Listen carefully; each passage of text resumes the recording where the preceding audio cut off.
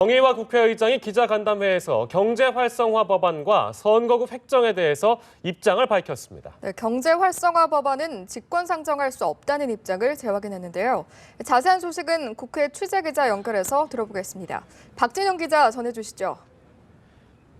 네, 조금 전 정의와 국회의장은 국회 접견실에서 기자간담회를 열고 박근혜 대통령이 거듭 요구하고 있는 경제활성화법 직권 상정 문제와 선거 획정 등에 대한 입장을 밝혔습니다.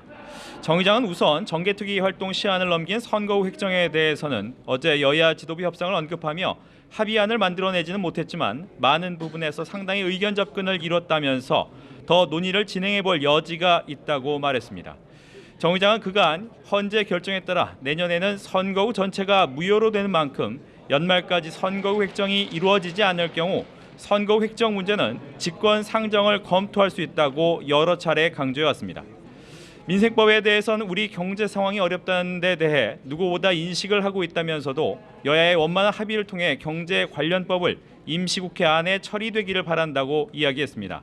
정 의장은 그러나 의장이 할 수 있는 것이 있고 할 수 없는 것이 있다면서 의장은 어디까지나 법에 따라 할 수밖에 없다며 국회법상 전시나 사변에 준하는 국가 비상사태의 경우에만 직권 상정이 가능하다고 설명을 했습니다. 정 의장은 지금 경제 상황을 국가 비상사태라고 동의할 수는 없다며 사실상 청와대의 직권 상정 요청에 거부 입장을 분명히 했습니다. 조금 전까지 이제 질의응답 시간이 계속되고 있었는데요. 특히 선거법 획정에 관련해서는 여야 합의에 대한 여의가 좀 더 남아있다고 하면서 특히 18세 이하까지 선거 연령을 낮추는 부분에 대해서는 충분한 합의를 좀 이뤄냈으면 좋겠다라는 당부까지 했습니다. 네, 야당 얘기 좀 해보겠습니다. 새정치민주연합 문재인 대표가 안철수 의원 탈당 사태에 대한 첫 공식 언급을 내놨다고요. 그렇습니다. 문재인 대표가 안철수 의원 탈당 후 사흘 만에 이번 사태에 대한 공식 입장을 밝혔는데요.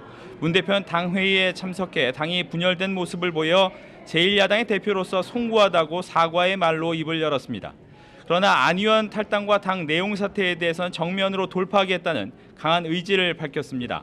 문 대표는 자신부터 일체의 기득권을 버리고 반드시 혁신을 이루어내겠다며 사직생의 각오로 이 난국을 돌파하겠다고 강조했습니다.